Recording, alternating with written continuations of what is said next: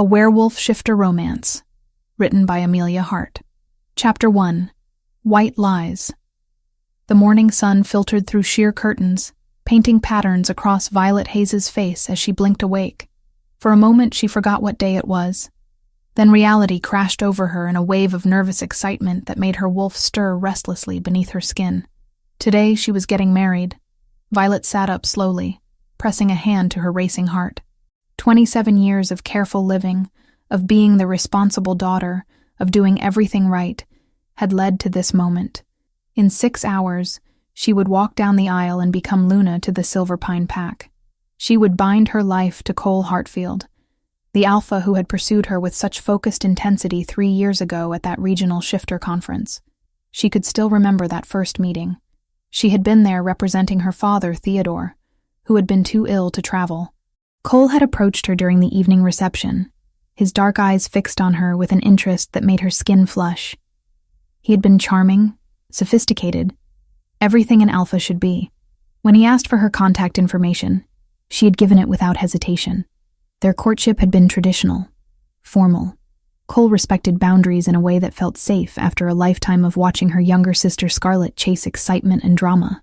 Where Scarlett was impulsive fire, Violet had always been steady earth. Their parents, Theodore and Claire, had made no secret of which daughter they preferred. Scarlett's beauty turned heads. Her confidence commanded rooms. Violet had learned early that being reliable was her value. 6 months ago, Cole had knelt before her in her parents' living room, with Theodore and Claire watching from the doorway. The proposal had been proper, witnessed, exactly as pack tradition demanded.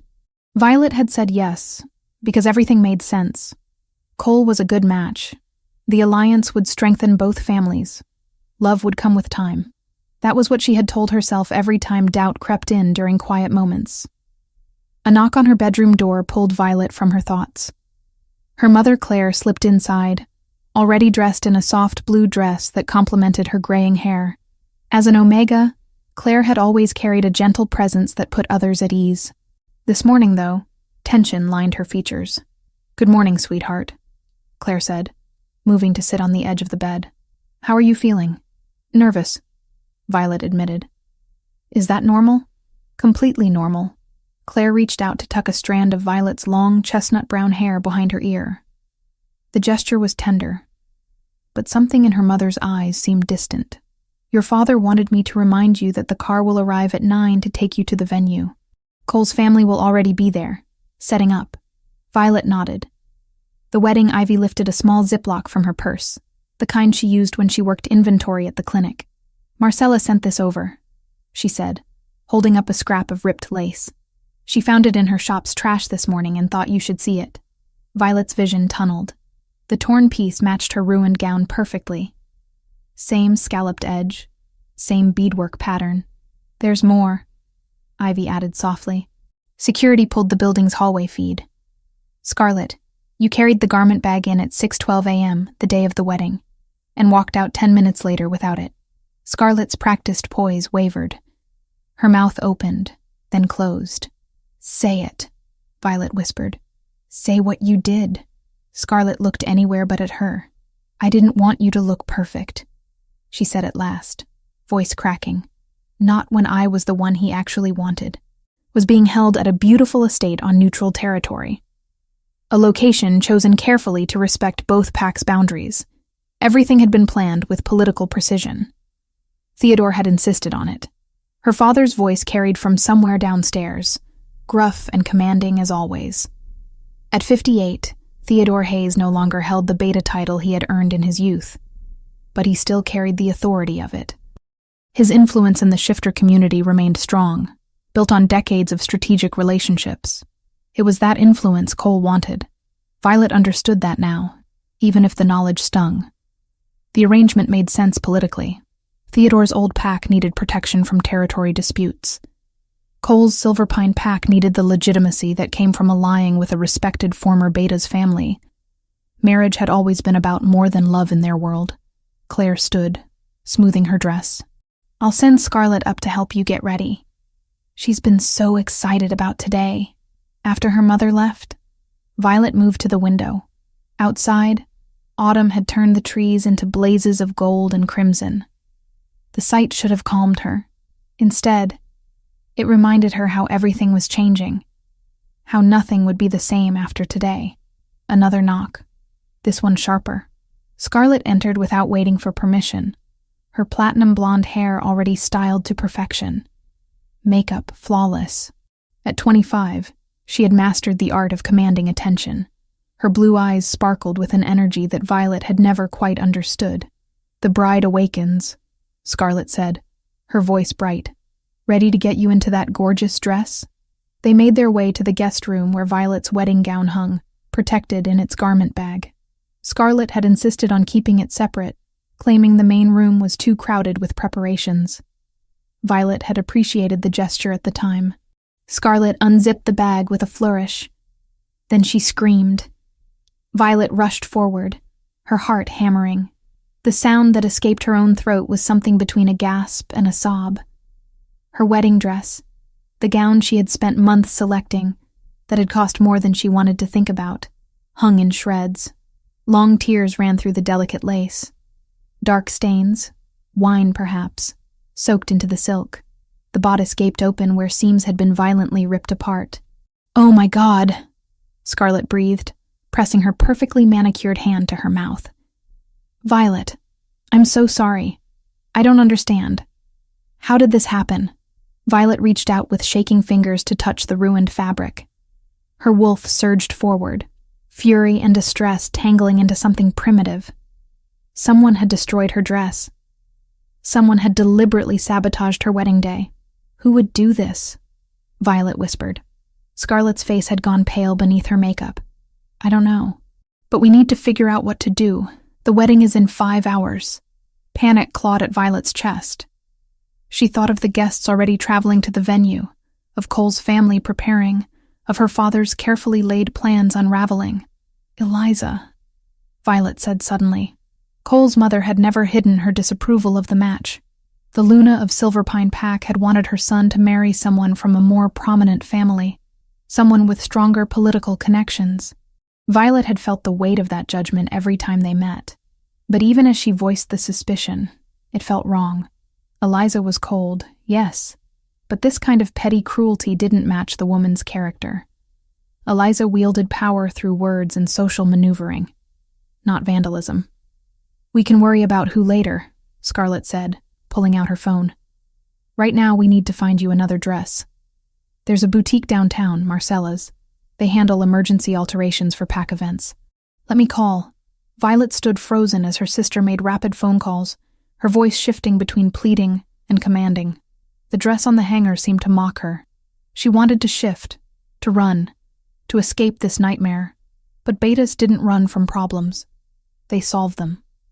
30 minutes later, they were in Scarlett's car, racing toward downtown. The boutique owner, a stern wolf named Marcella, was already pulling options when they arrived. "This one," Marcella said, holding up a simple ivory gown. "It's not what you had, but it will fit with minor adjustments. I can have it ready in 2 hours." The dress was beautiful in its simplicity, but it wasn't the gown Violet had chosen. It wasn't the dress she had imagined wearing when Cole saw her walking down the aisle. Still, she had no choice. "We'll take it," Violet said. The ceremony began precisely on time. Violet stood in the bridal suite of the estate, wearing a dress that didn't feel like hers, her hands trembling around a bouquet of white roses. Through the door, she could hear the string quartet playing, could sense the gathered guests from both packs waiting.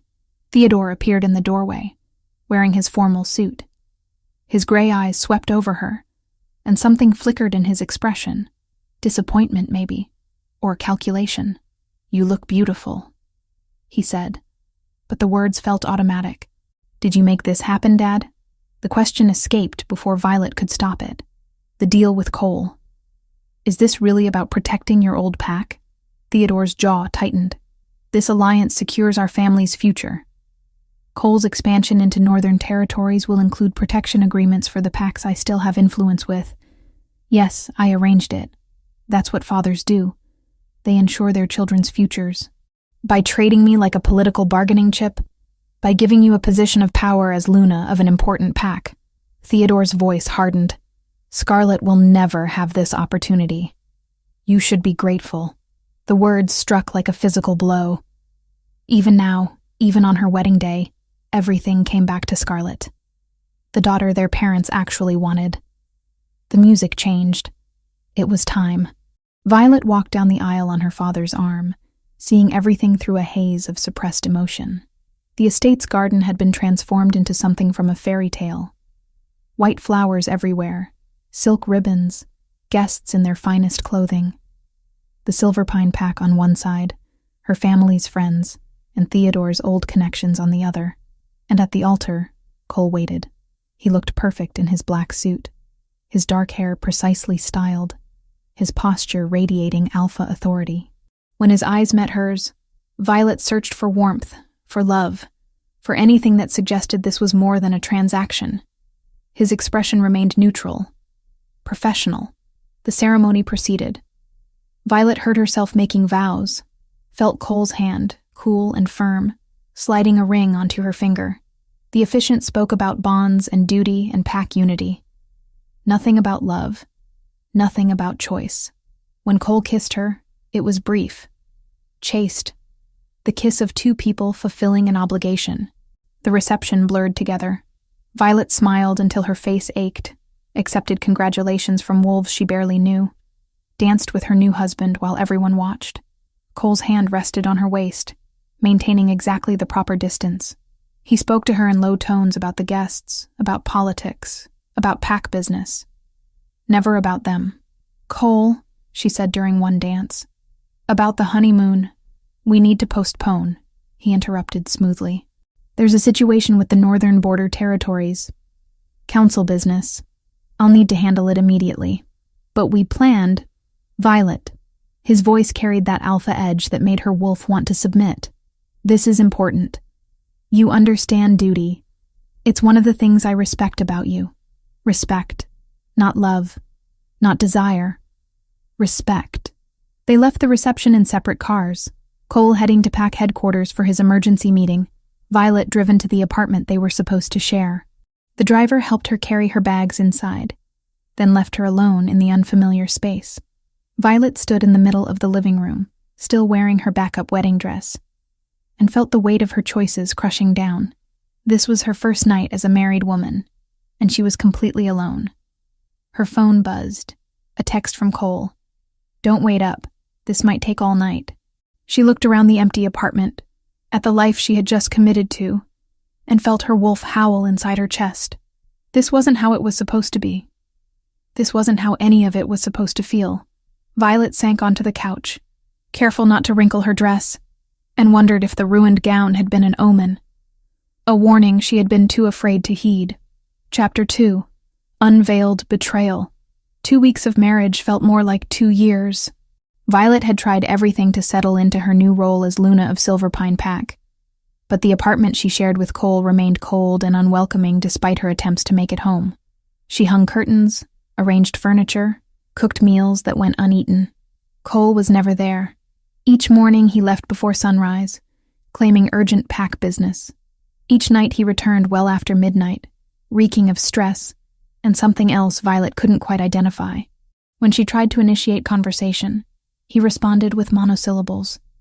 When she suggested they spend an evening together, he had another meeting, another crisis, another excuse. The pack house visits were worse. As Luna, Violet was expected to attend weekly gatherings where the female pack members discussed territory matters and community events. She had walked into her first meeting with genuine hope, ready to build relationships and prove her worth. The silence that greeted her entrance had been deafening. The women of Silverpine Pack smiled with their mouths but not their eyes. They answered her questions with minimal politeness and changed subjects when she approached conversations. After an hour of being systematically frozen out, Violet had excused herself to the bathroom and called Ivy. Her best friend had picked up on the first ring. "How's married life?"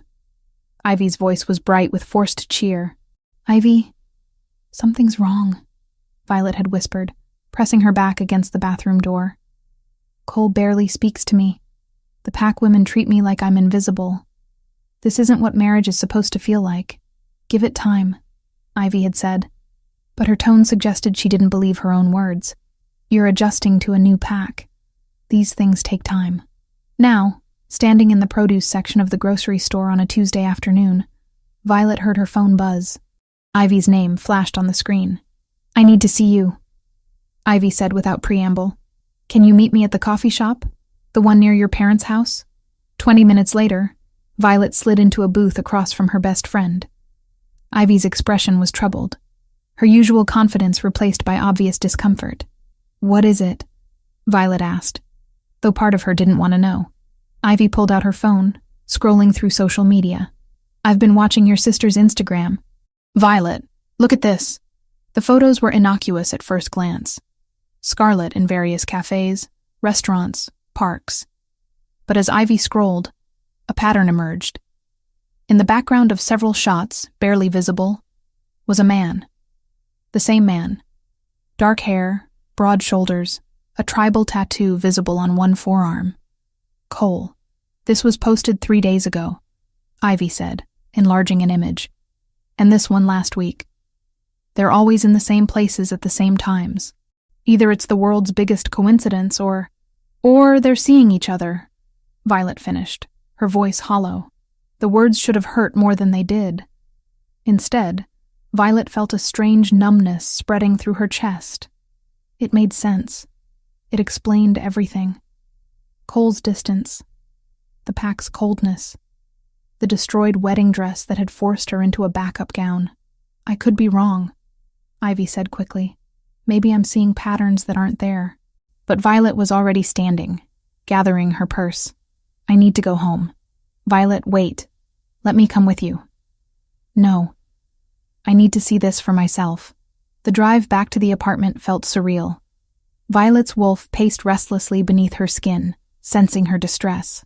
She parked in the underground garage and took the elevator up, her heart hammering against her ribs.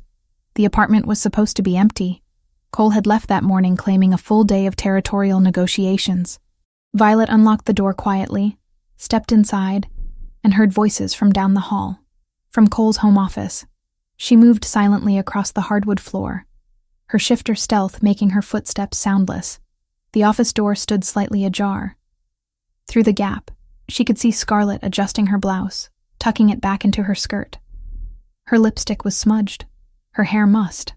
Violet pushed the door open fully. Scarlet spun around, her blue eyes widening in manufactured surprise. Violet? I didn't know you'd be home. Clearly. Violet's voice sounded distant to her own ears. She looked past her sister to where Cole sat behind his desk, his expression maddeningly calm. How long? How long what? Scarlet asked, but her tone was too innocent. Practiced. Don't. The word came out sharp. Don't insult me by pretending. How long have you been sleeping with my husband? Something flickered across Scarlet's face. Not shame, not regret. Something closer to triumph. 3 months. The number hit Violet like a physical blow. 3 months. Her sister had been sleeping with Cole for 3 months, which meant the affair had started before the wedding, before Violet had walked down that aisle in her backup dress. You destroyed my wedding gown, Violet said, the pieces clicking into place with horrible clarity. That wasn't Eliza. It was you. Scarlet's smile was cold and beautiful. I couldn't let you walk down the aisle looking perfect. Not when you were stealing what should have been mine. Stealing?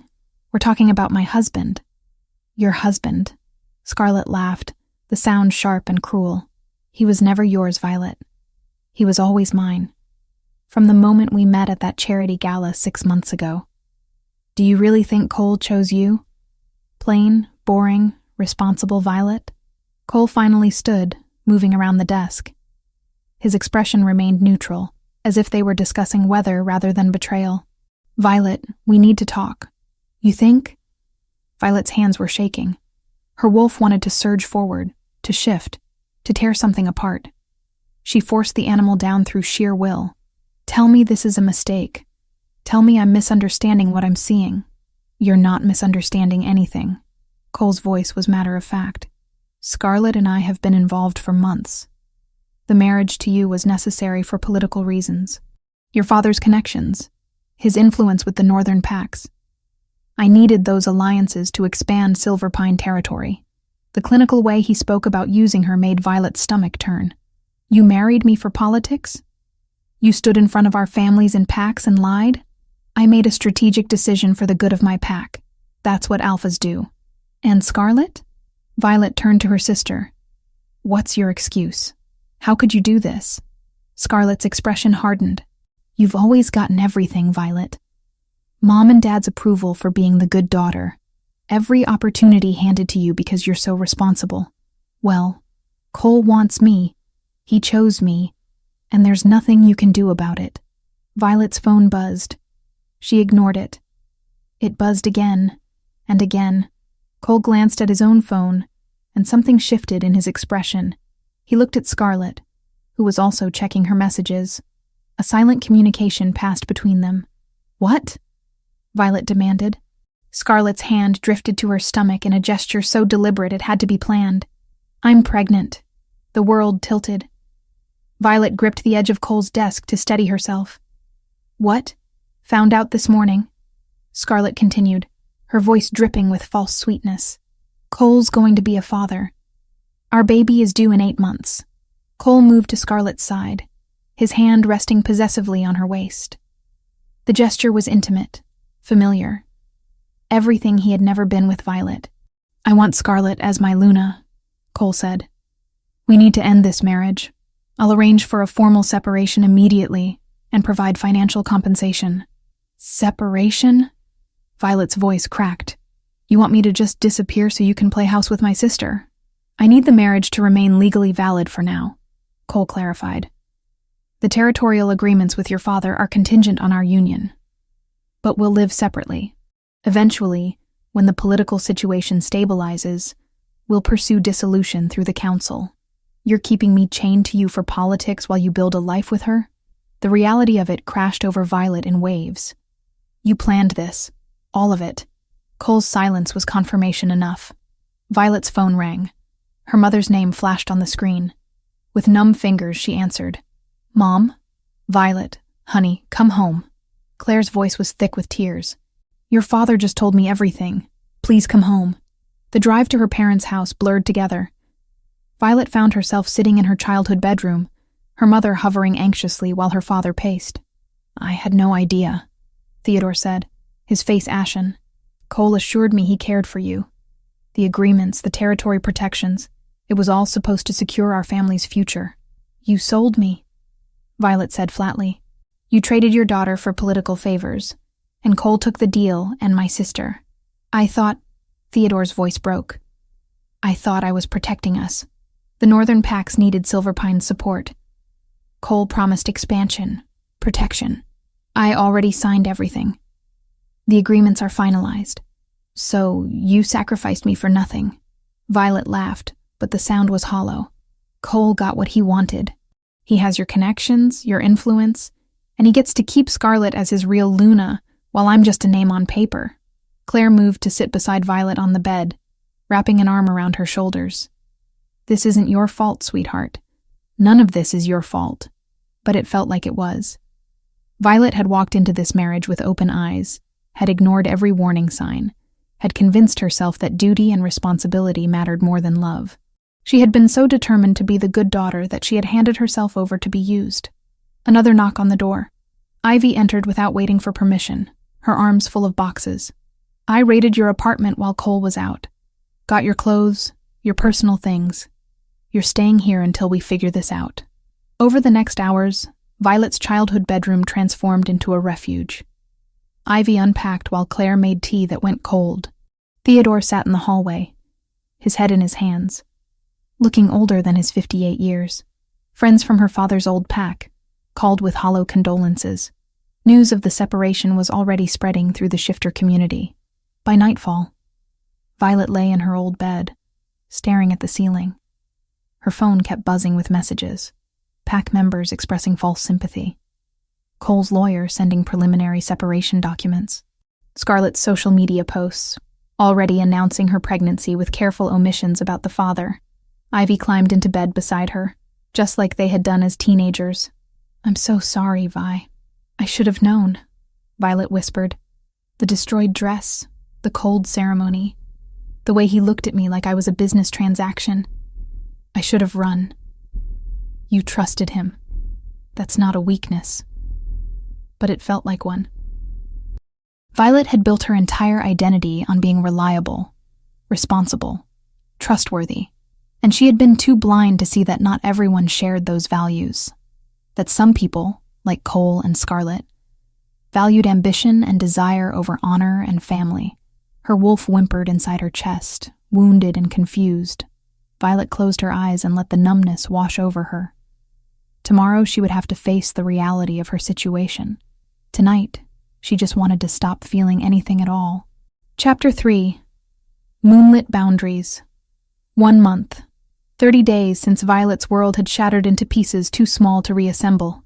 She moved through the hours in her childhood bedroom like a ghost, going through motions that felt increasingly hollow.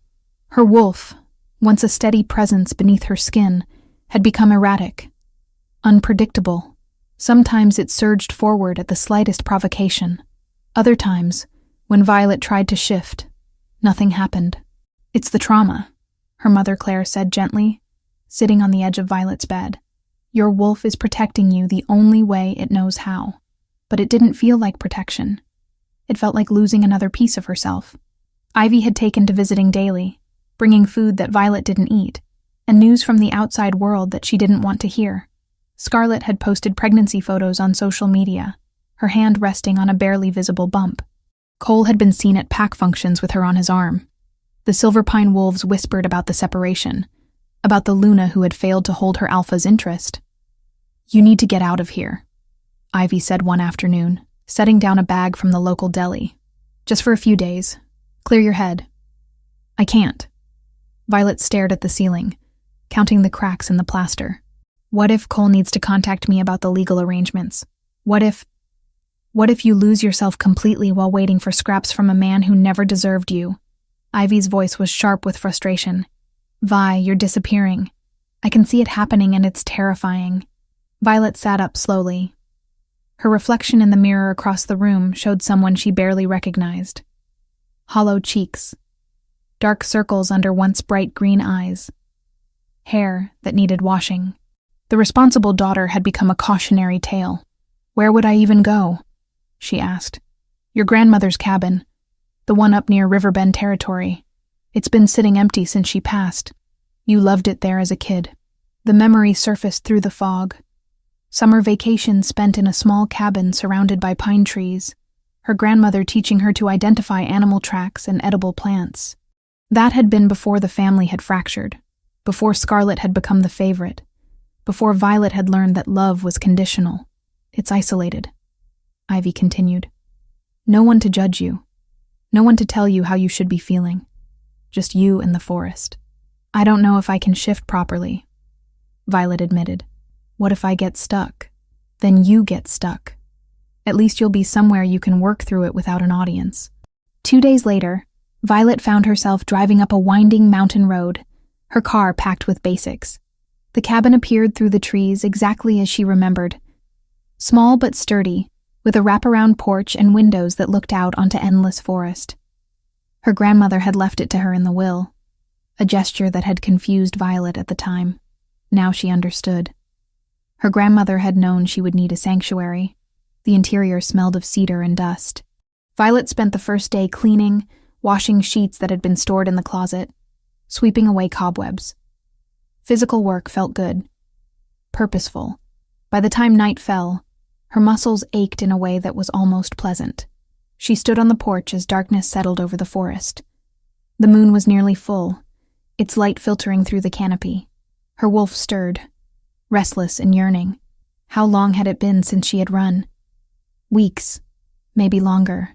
Violet stripped off her clothes, leaving them folded on the porch railing. The shift came easier than she expected, though pain accompanied it. Bones realigning, muscles stretching, fur sprouting across skin that had been human moments before. When it finished, she stood on 4 legs, her senses suddenly alive with information. The scent of pine and earth, the sound of small creatures moving through underbrush, the pull of the moon overhead. She ran. For the first time in a month, Violet felt free. Her paws hit the ground in a steady rhythm.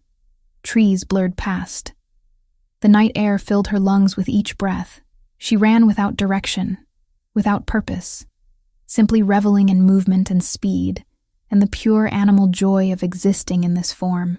She didn't realize she had crossed a boundary until the scent changed. The forest here smelled different, marked. This was pack territory. Violet skidded to a halt, her heart suddenly racing for different reasons. She had trespassed, entered another alpha's lands without permission. Every shifter knew the consequences of that mistake. The patrol appeared before she could retreat. 3 wolves, all larger than her, emerged from the shadows. Their postures were aggressive, but controlled. Guard wolves, doing their duty. The largest, a gray male with battle scars across his muzzle, growled low in his throat. Violet dropped into a submissive posture, belly low to the ground, ears flat. She had no excuse, no defense. She was a stranger in their territory, and pack law was clear about such violations. The gray wolf shifted to human form. "Don't move," he said, his voice carrying authority. "Nathan, alert the alpha. We have an intruder." One of the other wolves took off at a run. Violet remained frozen, her heart hammering. Cole had taught her about territorial disputes. Alphas could be brutal when defending their lands. At best, she would be escorted to the border and warned never to return. At worst, the minutes stretched. The 2 remaining patrol wolves circled her, keeping her trapped without physically touching. Violet's legs trembled with the effort of maintaining her submissive stance. Then she caught a new scent on the wind. Warm, complex, something that made her wolf perk up with interest despite their dangerous situation. Through the trees, a figure approached. He was tall, broad-shouldered, moving with an ease that suggested complete confidence in his territory. When he stepped into the moonlit clearing, Violet's breath caught. Griffin. As they walked, Violet realized her breathing matched his without trying. Inhale, exhale. A borrowed rhythm that steadied the ragged edges of fear. His scent, pine warmed by sun and something clean like river water, didn't crowd her the way other alphas did. It made space. When her paws slipped on loose needles, his hand hovered, but didn't touch until she nodded. Her wolf, skittish for weeks, went quiet, as if recognizing a pattern written under the skin. Westbrook. She recognized him from regional gatherings, though they had never spoken. The alpha of Riverbend pack was younger than Cole, maybe early 30s, with light brown hair that looked deliberately tousled and eyes that caught the moonlight. Even in the darkness, she could see the faint dimple in his chin. He studied her for a long moment, his head tilted. Then, impossibly, he smiled. "Well," he said, his voice carrying warmth that seemed at odds with the situation. "This is unexpected. Nathan, what have we caught?" "Unknown female alpha," the gray wolf reported. "She crossed the eastern boundary approximately 10 minutes ago. No identification, no stated purpose." Griffin crouched down, bringing himself closer to Violet's eye level. "Hey there, little wolf. You seem lost. And scared. Neither of those things requires you to be quite so terrified." The gentleness in his tone made something in Violet's chest crack. She wanted to shift back, to explain, but her body refused. The trauma that had made shifting difficult also made it unpredictable. She was stuck. "Can't shift back?" Griffin asked, as if reading her thoughts. He glanced at his patrol. "Give us some space. I'll handle this." The other wolves retreated, though Nathan looked uncertain. "Alpha, we don't know if she's dangerous. Look at her, Nathan. She's barely holding herself together. I think I can manage." Once they were alone, Griffin sat cross-legged on the forest floor. The gesture was deliberately non-threatening. "I'm going to guess you didn't mean to trespass. You were running, lost yourself in the moment, and ended up somewhere you shouldn't be." "Am I close?" Violet managed a small nod. "Thought so.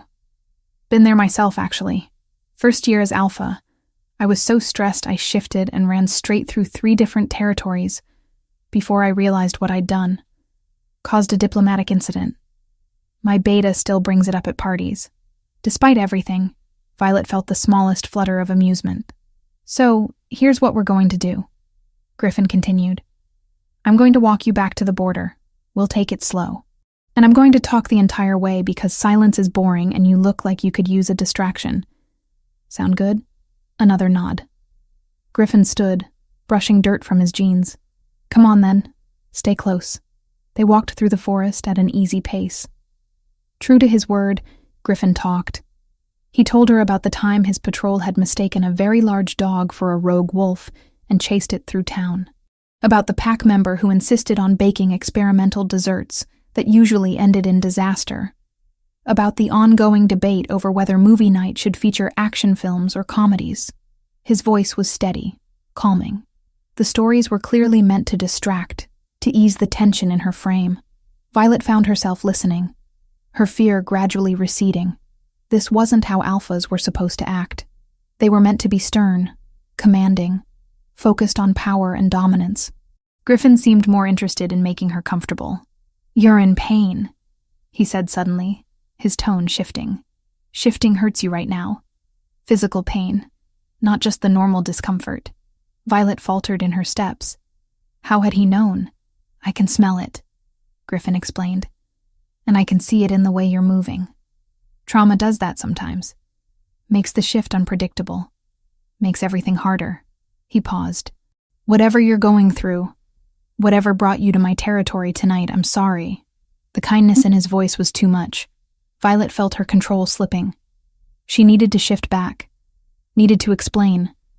Needed to leave before she completely fell apart in front of this stranger. Take your time, Griffin said softly. There's no rush. We're almost to the border anyway. They emerged into a small clearing. Griffin pointed to a line of stones marking the boundary. That's neutral territory. Once you cross, you're safe from pack law. Violet focused every ounce of willpower on the shift. It came reluctantly, painfully. Her bones protested the change. Her muscles spasmed. When it finally finished, she collapsed to her knees, gasping. Griffin immediately pulled off his jacket and draped it around her shoulders. Easy. You pushed too hard. I'm sorry. Violet managed through tears she couldn't control. I didn't mean to trespass. I wasn't thinking. I just needed to run, and I lost track of where I was. Hey, no harm done. Griffin crouched beside her again. You want to tell me why shifting hurt that much? Violet shook her head. It's complicated. Most things worth discussing are. He studied her face in the moonlight. You're not from any pack I recognize. New to the area? Temporary, Violet said. I'm staying at my grandmother's cabin. Just for a few days. The old Hayes property. Griffin's expression brightened. I remember your grandmother. She used to bring cookies to the pack house when I was a kid. You're her granddaughter? Violet Hayes. Something shifted in Griffin's eyes. Recognition. She watched him connect the dots. Hayes. The failed marriage to Silver Pines Alpha. The separation that had become gossip fodder throughout the region.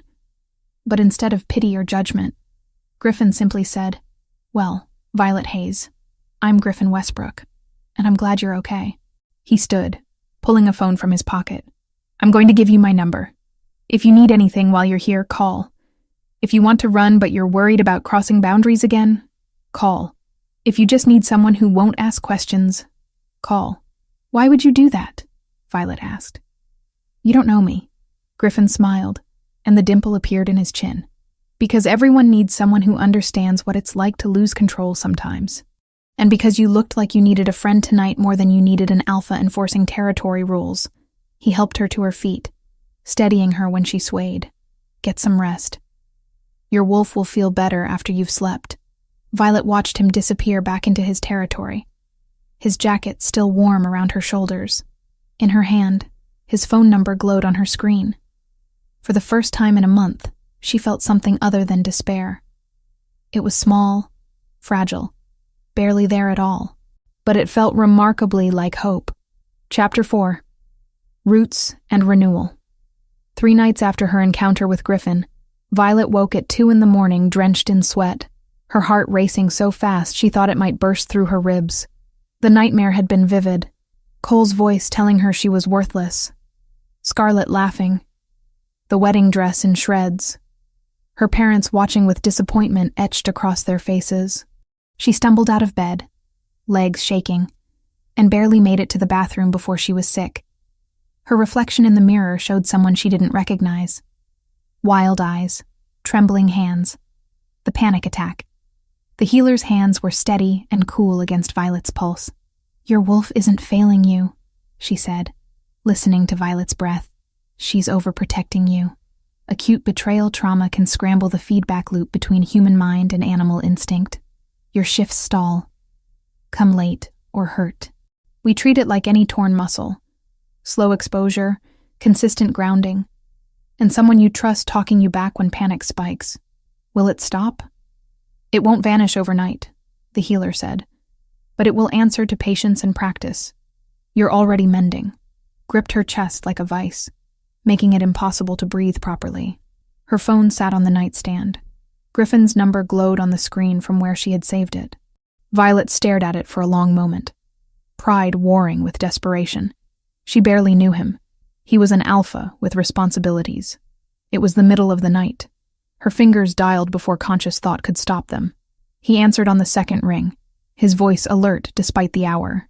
"Violet, what's wrong?" "I can't breathe," she managed. "I'm sorry. I shouldn't have called. I don't know why Where are you? The cabin." "Yes. I'll be there in 15 minutes. Stay on the line with me." Griffin talked to her the entire drive. Not about anything important.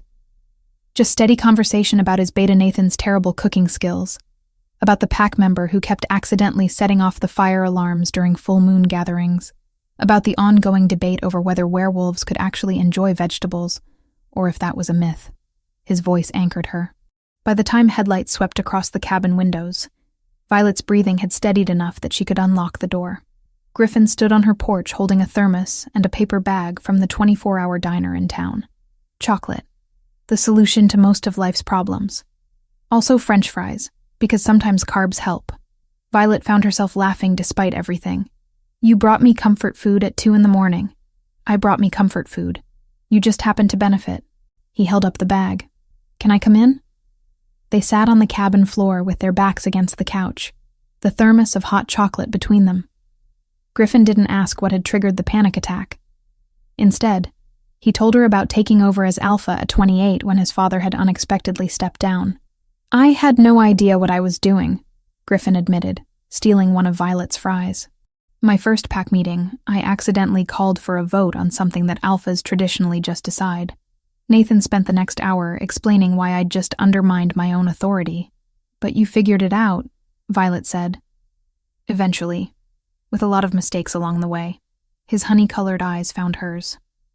"The point is, everyone feels lost sometimes.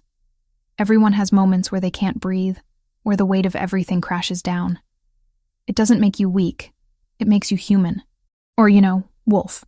Whatever." The sky was turning pink with dawn when Griffin finally stood to leave. "I have a favor to ask. We're working on a reforestation project along the eastern boundary. Planting native species, restoring habitat. Could use an extra set of hands if you're interested." "I don't know anything about forestry," Violet said. "Neither did I before we started. But it turns out digging holes and putting trees in them is remarkably therapeutic." Over the next 2 weeks, Violet found herself spending more time on Riverbend territory than at the cabin. The reforestation project became a routine. She would arrive mid-morning to find Griffin and a rotating crew of pack members already working. They planted saplings, cleared invasive species, marked areas for future growth. The physical labor was exactly what Violet needed. By a week later, Marcella emailed a formal statement and footage stills. Claire submitted them to the council's ethics board, and the verdict came quiet and clean. Community service, restitution for the destroyed gown, and a temporary ban on attending interpack functions unsupervised. For once, Scarlett's beauty didn't open any doors. The end of each day, her muscles ached in a satisfying way that left little energy for dwelling on her shattered marriage. The pack members treated her with casual friendliness, never mentioning Silver Pine or Cole or any of the gossip that must have reached them. Griffin worked alongside everyone else, his shirt invariably covered in dirt by noon, his laughter carrying through the trees. He had a gift for making people comfortable. Pack members joked with him as easily as they followed his instructions. There was no rigid hierarchy, No fear-based obedience, just genuine respect. Your pack really loves you, Violet observed one afternoon as they took a water break. Griffin shrugged, looking almost embarrassed. They tolerate me, mostly because Nathan keeps me from making terrible decisions. That's not what I see. What do you see? Violet considered the question carefully. I see an alpha who cares more about his people than his power, who shows up at 2 a.m. with chocolate when someone needs help, who gets his hands dirty instead of just giving orders. Something shifted in Griffin's expression. The usual humor faded, replaced by an intensity that made Violet's breath catch. And what about you, Violet? What do you need? The question hung between them. Violet was acutely aware of how close they were standing, how the afternoon sun caught gold highlights in his hair, how his scent of pine and something uniquely him seemed to wrap around her. I don't know anymore, she admitted. Griffin reached out slowly, giving her time to retreat, and tucked a strand of hair behind her ear. His fingers lingered against her cheek. I think you do. You're just afraid to want it. Violet's heart hammered. She swayed toward him, drawn by something she couldn't name. His gaze dropped to her lips. The moment stretched, charged with possibility. Then her phone rang, shattering the tension. Cole's name flashed on the screen. Violet stepped back quickly, answering with a trembling hand. What do you want? We need to finalize the separation paperwork, Cole said, his voice cold and businesslike.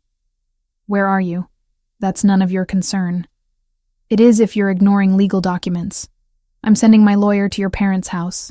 Be there tomorrow at 2. The call ended before Violet could respond. She stood frozen, the phone still pressed to her ear. Everything okay? Griffin asked carefully. Cole wants to meet about the separation. Do you want company? Moral support? Violet shook her head. I need to handle this myself. But the next afternoon, when she arrived at her parents' house to find Cole's car already in the driveway, her courage faltered. She sat in her vehicle for several minutes, gathering strength. The front door opened. Cole stepped out, spotted her car, and his expression darkened. Then his gaze shifted to something behind her. Violet turned to see Griffin's truck pulling up to the curb. I thought you might want backup after all, Griffin said, climbing out. Nathan's waiting at the coffee shop down the street if you need us to disappear. Cole stalked toward them, every line of his body radiating alpha aggression. Who the hell is this? Griffin Westbrook, Griffin said pleasantly, extending his hand. Alpha of Riverbend Pack. Cole ignored the offered handshake. What's the Alpha of Riverbend doing with my wife? Your separated wife, Griffin corrected, his tone still friendly but with an edge beneath. Who called me because she needed support? Something you seem to have forgotten how to provide. This is none of your business.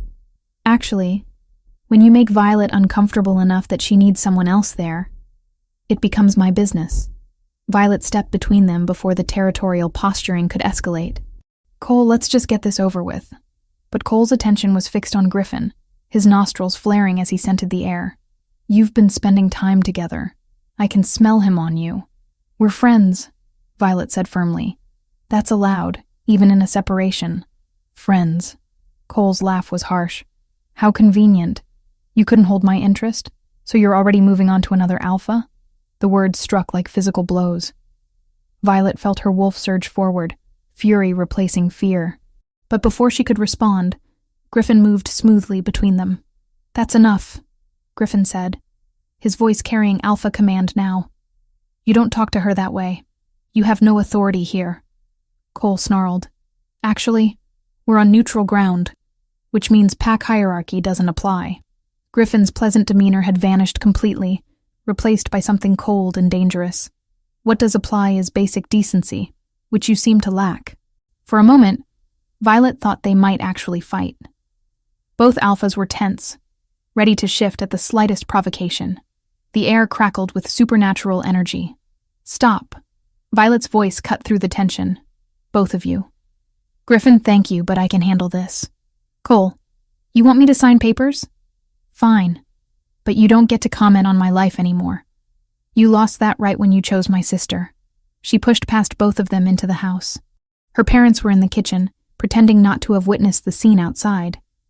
Cole's lawyer sat at the dining table with a stack of documents, An hour later, Violet emerged having signed everything: formal separation, division of the minimal assets they'd accumulated in 2 weeks of marriage, agreements about how the legal marriage would continue for Cole's political purposes while they lived completely separate lives. Griffin was still there, leaning against his truck. Cole's car was gone.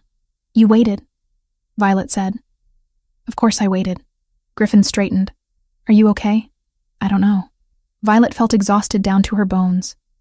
He was right, wasn't he? About me not being enough to hold his interest. "Hey." Griffin caught her hand. "Cole's a manipulative bastard who used you for political gain. His inability to recognize your worth says nothing about you and everything about his deficiencies. You barely know me." "I know enough." Griffin's thumb traced circles on her palm. "I know you're brave enough to keep going after being betrayed by the 2 people who should have protected you. I know you laugh at my terrible jokes even when you're hurting. I know you work harder than anyone else on the planting project because you need purpose. That's more than enough to know you're remarkable." Violet felt tears burning behind her eyes. "Why are you being so kind to me?" Griffin was quiet for a moment. When he spoke, his voice was careful. "Because from the moment I saw you in my territory, terrified and unable to shift back, my wolf recognized something. I'm not going to pressure you. I'm not going to rush anything. But I need you to know that when I look at you, I see someone worth knowing. Worth protecting. Worth—" He stopped himself. "Worth what?" Violet whispered. "Worth waiting for. However long it takes." Later, after Griffin had left, Violet sat on her childhood bed and replayed the day. The confrontation with Cole. The way Griffin had stepped between them without hesitation. The feeling of his hand in hers. Her phone buzzed. A text from Ivy checking in. Another from her mother asking if she was okay. And one from Griffin. "Nathan says Cole's been talking to other alphas about forming an alliance against Riverbend, using Scarlett's pregnancy to gain sympathy. Thought you should know." Violet stared at the message. Cole was already weaponizing his relationship with her sister for political gain. The baby that wasn't even born yet was just another tool in his ambition. She typed back, "Thank you for telling me, and thank you for today." Griffin's response was immediate. "Anytime, literally. I meant what I said about calling whenever." Violet smiled despite everything. 3 weeks ago, she had been trapped in a marriage to a man who saw her as a transaction. Now she had found someone who saw her as a person worth defending, who made her laugh when she wanted to cry, who respected her boundaries while making it clear he wanted more when she was ready. She wasn't ready yet. The wounds were too fresh, the trust too damaged. But for the first time since her world had collapsed, Violet could imagine a future where she might be. Chapter 5. Shattered Illusions. 2 weeks after the confrontation with Cole, Violet received a call that pulled her back to the world she had been trying to escape. Marcus Brennan, the elder wolf who had mentored her through her teenage years, had passed away peacefully in his sleep. The funeral would be held at the Crescent Moon Community Center, the pack her father had once served. Violet stood in front of her closet at her parents' house, trying to decide what to wear. Black seemed too formal. Marcus had hated formal occasions. She settled on a simple gray dress and pulled her hair back. "You don't have to go," her mother Claire said from the doorway. "No one would blame you for staying away." "Marcus was there for me when no one else was," Violet said. "I'm not going to let Cole's presence keep me from saying goodbye." The community center was crowded when Violet arrived. Wolves from 3 different packs had come to pay respects to a man who had served his community for over 60 years. Violet slipped into a seat near the back, trying to remain invisible. She spotted Cole and Scarlett near the front. Her sister's hand rested on a small bump, visible beneath her elegant black dress. The pregnancy was showing now. Impossible to hide. Violet felt a pang that surprised her. Not jealousy. Something closer to pity. The service was beautiful. Speaker after speaker shared stories of Marcus's wisdom, his patience, his unwavering dedication to teaching young wolves about their heritage. When it ended, Violet stood to leave quickly, but a hand caught her arm. "Violet, wait." It was old Mrs. Chen, a friend of her grandmother's. "How are you holding up, dear?" "I'm managing," Violet said, glancing toward the exit. "That's good to hear." Such terrible business with your marriage. Mrs. Chen lowered her voice. But between you and me, I always thought there was something off about that boy. Too ambitious by half. Violet extracted herself as politely as possible and headed for the parking lot. She had almost reached her car when she heard rapid footsteps behind her. Violet, please. Scarlett's voice was strained. I need to talk to you. Violet turned slowly. Up close, her sister looked terrible despite the expensive makeup. Her eyes were red-rimmed. Her hands trembled. What do you want, Scarlett? Can we go somewhere private? Please. It's important. Against her better judgment, Violet followed her sister to a small park across the street. They sat on a bench beneath an oak tree, and for a long moment, neither spoke. I lost the baby, Scarlett said finally, her voice barely above a whisper. 3 days ago, I woke up bleeding and I knew. The doctor confirmed it. Miscarriage. The words hit Violet unexpectedly hard. Scarlett, I'm so sorry. That's terrible. Don't. Scarlett's voice turned sharp. Don't pretend to care. You probably wish this would happen. That's not true, Violet said, meaning it. I'm angry at you. Furious. But I would never wish that on anyone. Scarlett laughed bitterly. Well, it doesn't matter anyway. Cole doesn't know yet. I've been taking scent suppressors, the medical kind that mask hormonal changes. As far as he knows, everything's fine. Violet stared at her sister. Why would you lie about something like that? Because the moment he finds out, he'll leave me. Scarlett's composure cracked. The only reason he's with me is the baby. He told me that. Once there's no baby, there's no reason for him to stay. Scarlett, you can't fake a pregnancy.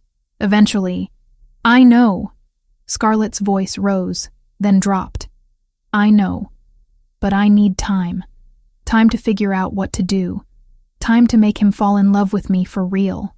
That's not going to happen, Violet said gently. Cole doesn't love anyone but himself. He could love me.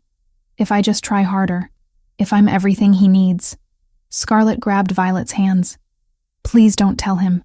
Please. You're my sister. You're supposed to protect me. Violet pulled away. I'm supposed to protect you? After what you did? After you destroyed my wedding dress and slept with my husband and told me you hoped I suffered? I didn't mean those things. I was jealous.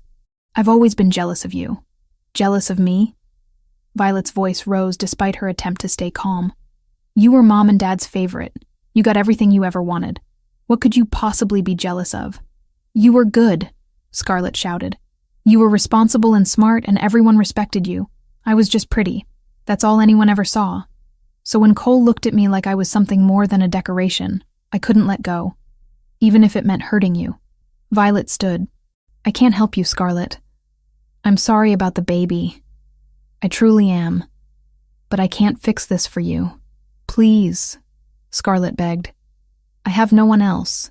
You should have thought about that before you destroyed my life for your own entertainment. Violet walked away, her heart pounding. Behind her, she could hear Scarlett crying. Part of her wanted to turn back, to comfort her sister despite everything. But the stronger part knew that Scarlett had made her choices. The consequences were hers to bear.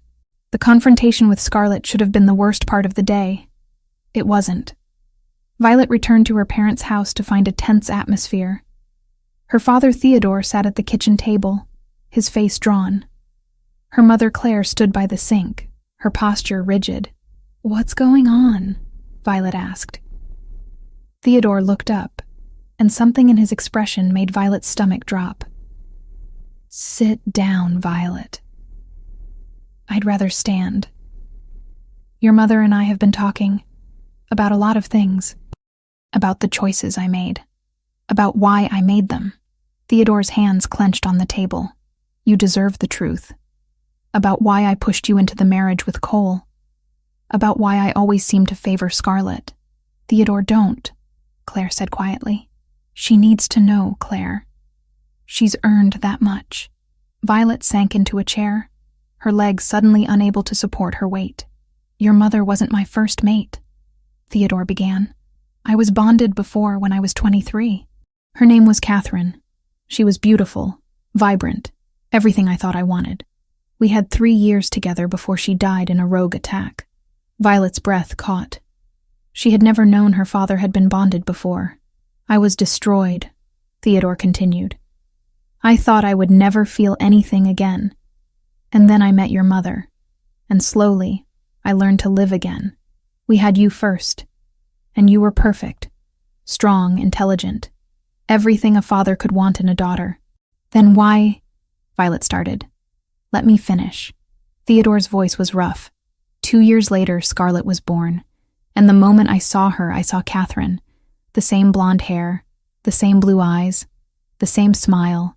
It was like having her back in a way. And I couldn't help myself. I favored Scarlett because loving her felt like honoring Catherine's memory. The words landed like physical blows. Violet's entire childhood suddenly made horrible sense. The preferential treatment. The constant feeling of not being enough.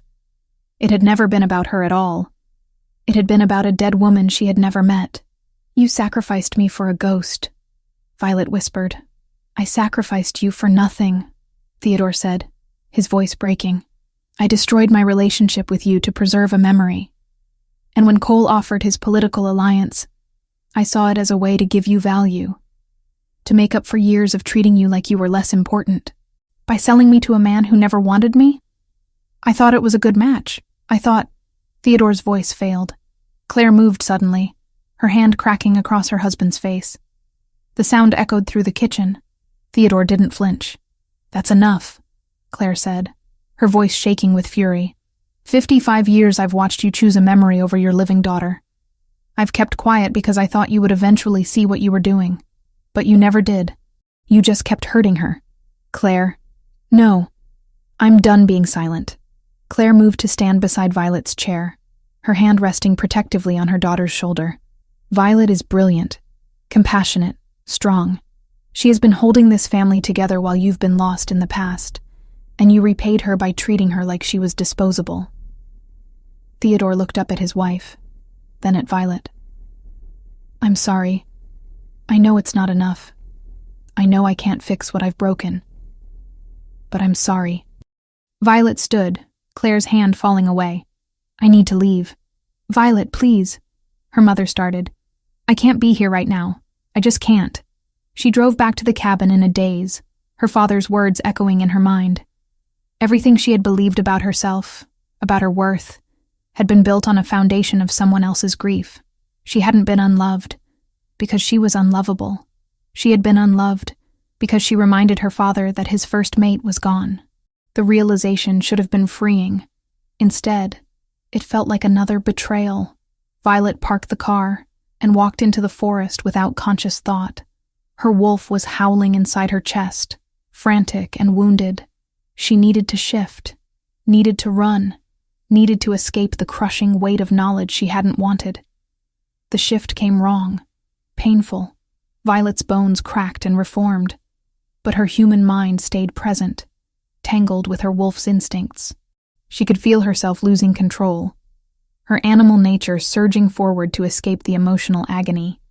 She ran, through trees, across streams, not caring about direction or territory or anything except the desperate need to outrun the pain.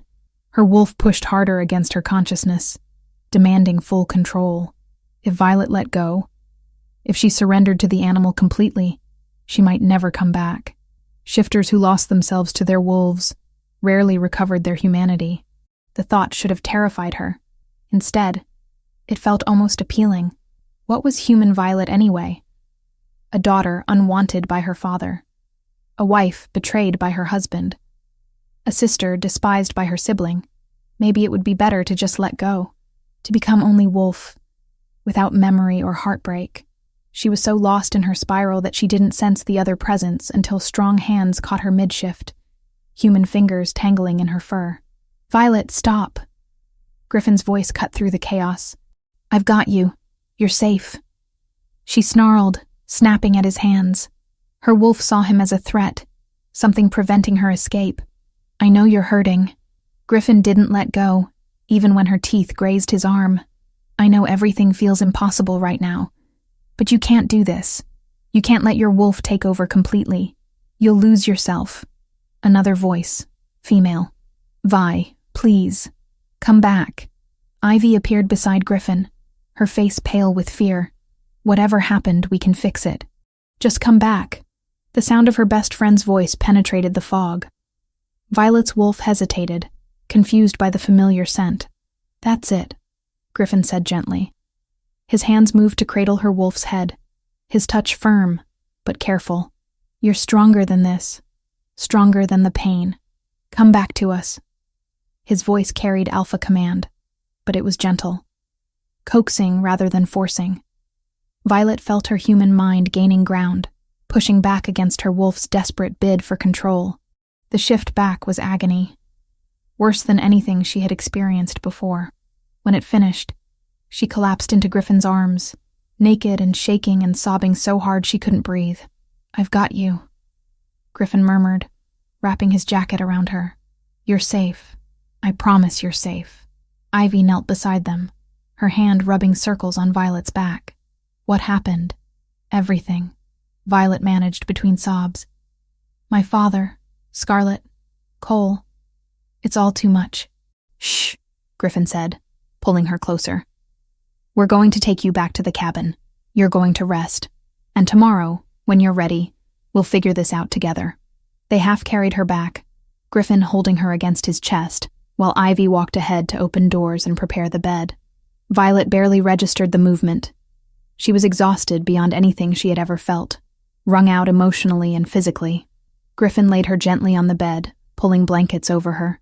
He started to step back, but Violet's hand shot out, catching his wrist. Don't go, she whispered. Please don't go. Griffin exchanged a glance with Ivy, who nodded and quietly left the room.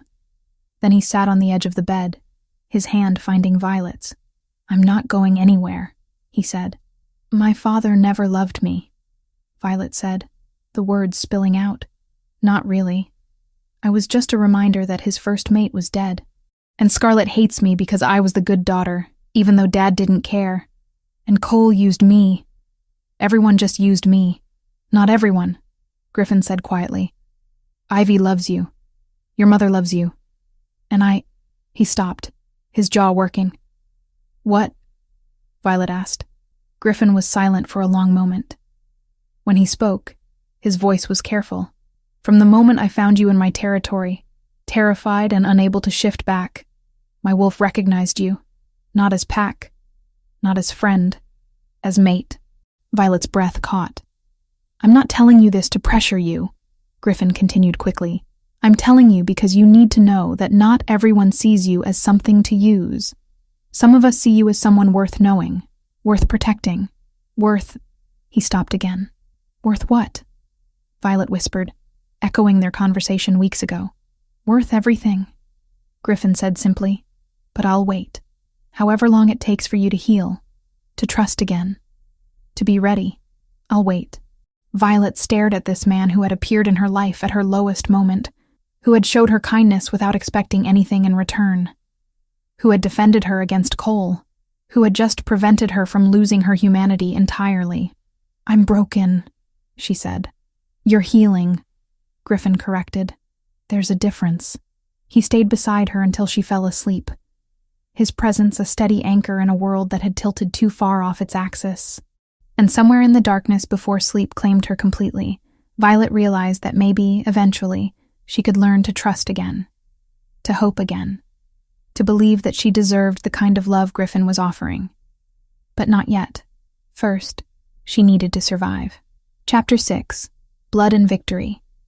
1 week after Violet nearly lost herself to her wolf, life had taken on a tentative rhythm. She spent her mornings at the cabin, afternoons working on the reforestation project with Griffin's pack, and evenings processing everything that had happened. Griffin respected the boundaries she needed, but his presence remained constant, steady, safe. They were planting saplings along the eastern boundary when Nathan came running through the trees, his face grave.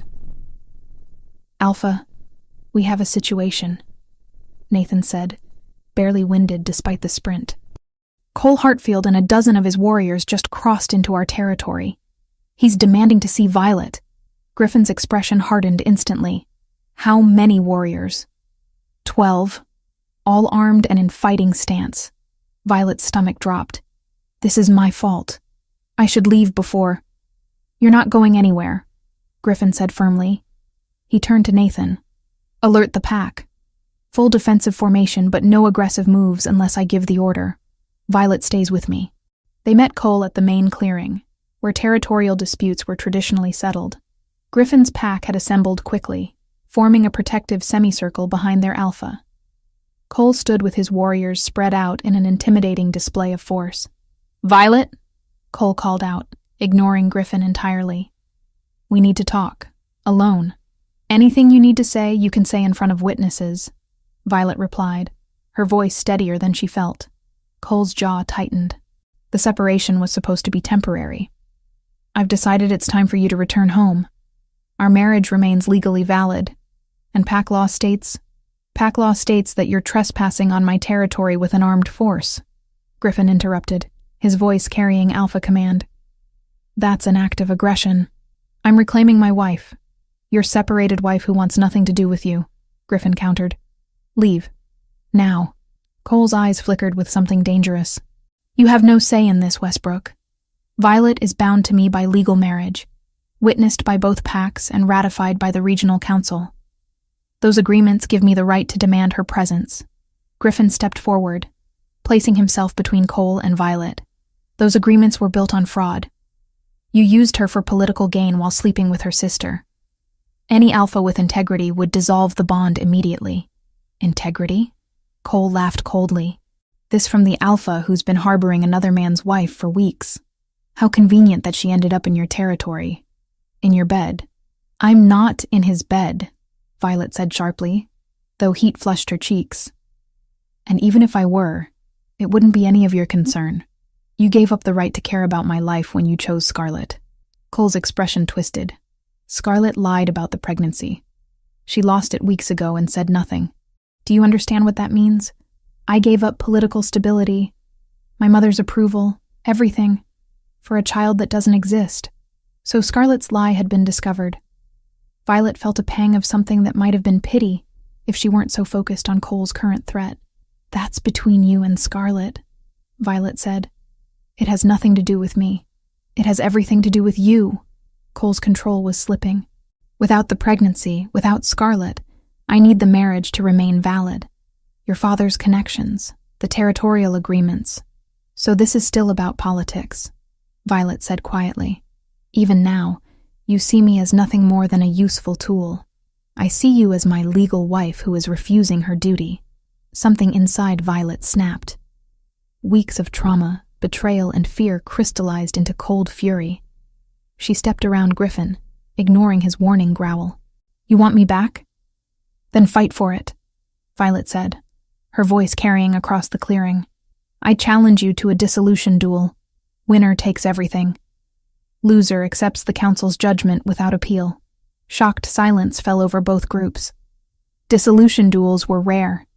Ancient tradition invoked only in the most serious disputes. If Violet won, the marriage would be dissolved immediately, and all political agreements nullified.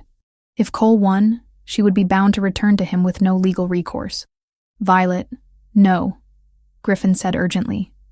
You don't have to do this. Yes, I do. She met his eyes. I'm done being a victim. Done letting him control my life. This ends now. Cole's smile was predatory. I accept. 3 days from now. Neutral territory. The Regional Council of Alphas as witnesses. Agreed, Violet said, before anyone could stop her. After Cole and his warriors left, Griffin pulled Violet aside. Do you understand what you just did? Dissolution duels are brutal. No rules except no death blows. Cole will try to break you. Then I'll break him first. Violet's hands were shaking, but her voice remained steady. I need this, Griffin. I need to prove to myself that I'm not the powerless woman he tried to make me believe I was. Griffin studied her face for a long moment. Then I'll train you. We have 3 days to turn you into a warrior. Those 3 days were the most physically demanding of Violet's life. Griffin woke her before dawn for conditioning runs. Nathan drilled her on defensive techniques. Other pack members taught her how to read an opponent's tells, how to use her smaller size as an advantage, how to turn defense into offense. Griffin was relentless, but patient. When Violet's form slipped, he corrected gently. When exhaustion made her sloppy, he pushed her to find reserves of strength she didn't know existed. At night, he tended her bruises and strained muscles with a healer's touch. "You're ready," Griffin said on the evening before the duel. They sat by the cabin's fireplace, Violet's body aching, but her mind clear. "But I need you to promise me something." "What?" "If it goes wrong, if he's about to seriously injure you, surrender. Your pride isn't worth permanent damage, and if I surrender, I go back to him. Then I'll find another way to get you free," Griffin said fiercely. "Legal challenges, council appeals, something. But I won't watch you die for the principle of the thing." Violet reached for his hand. "I'm not going to die. I'm going to win." The neutral territory was a clearing in the forest between 3 packlands, designated centuries ago for settling disputes. When Violet arrived with Griffin and Ivy, she found it already crowded. The regional council of alphas sat in a raised section, 5 stern-faced wolves who would judge the combat. Cole stood in the center with his mother Eliza and several Silverpine pack members. "You came," Cole said as Violet approached. "I half expected you to run." "I'm done running from you." The head counselor, an ancient alpha named Morrison, stepped forward. "This is a dissolution duel, called by Violet Hayes Hartfield against her legal mate Cole Hartfield. The rules are, no forged weapons, no poisons, no pack interference," head counselor Morrison intoned. "Natural objects at hand are permitted. No death blows. The duel ends upon yielding or incapacitation. Traditional. No weapons. No interference from seconds. No death blows. The duel continues until one party yields or is incapacitated. The winner's terms will be enforced by council law. Are both parties willing?" "I am," Violet said. "I am," Cole echoed. "Then begin." Cole shifted immediately, his wolf form massive and intimidating. He expected Violet to shift as well, to meet him as an equal predator. Instead, she stayed human, drawing on everything Griffin had taught her. A wolf's attacks were powerful, but predictable. In human form, Violet was more agile, more unpredictable. She could use tools, could think tactically instead of relying on instinct. Cole lunged. Violet dodged left, her hand closing around a fallen branch. When he came at her again, she swung hard, catching him across the snout. He yelped and backed off, surprised. "Shift," Cole snarled, his voice distorted by his wolf form. "Fight me properly." "No," Violet said. "I fight my way." She pressed her advantage, forcing Cole to defend against attacks he couldn't predict. A kick to his ribs, dirt thrown in his eyes. When he finally caught her arm in his jaws, she didn't panic. Instead, she used her free hand to gouge at his eyes until he released her. The fight lasted 20 brutal minutes. By the end, both were bleeding, exhausted, and desperate. Cole pinned Violet to the ground, his weight crushing her chest. His jaws opened near her throat. "Yield," he demanded. Violet's hand found a rock. With the last of her strength, she brought it down on Cole's temple. He collapsed sideways, dazed. She rolled on top of him, pressing her forearm across his windpipe, with just enough pressure to restrict his breathing. "You used me," Violet said, her voice raw. "You manipulated my father, betrayed me with my sister, and tried to keep me chained to you for politics. I want the council to know what kind of alpha you are." She raised her voice so everyone could hear. 3 months before our wedding, Cole started an affair with my sister. He married me knowing he wanted her. He used our bond to secure territorial agreements, then demanded separation while keeping the marriage legal for political gain. He cares nothing for pack loyalty or honor, only for power. Murmurs rippled through the crowd. The council alphas leaned forward, their expressions grave. "Is this true?" Morrison demanded. Cole couldn't answer with Violet's arm on his throat, but his silence was answer enough. Eliza's face had gone white with horror. "I yield, recorded for the rolls," Morrison declared. Alpha Cole Hartfield is formally censured for dishonor by deception and for advancing armed onto neutral land to coerce a separated spouse. Council review of Silverpine's pending claims is hereby opened. A rustle of shocked whispers moved through the crowd, like wind through dry grass. For the first time, Cole looked small. Counselor Dajan rose, gaze hard. Riverbend's healer confirmed scent maskers of the restricted class were purchased under an alias last month and administered without oversight. Such medical masking to mislead an alpha's legal decision is a censure-level offense. Notices will be served. Eliza flinched. Cole said nothing. Cole finally gasped. I yield. Violet released him and stood, swaying but triumphant. I want the marriage dissolved. All agreements nullified. And I want it recorded that Cole Hartfield violated pack honor through deception and betrayal. Morrison stood. The dissolution is granted. The marriage between Violet Hayes and Cole Hartfield is dissolved, effective immediately.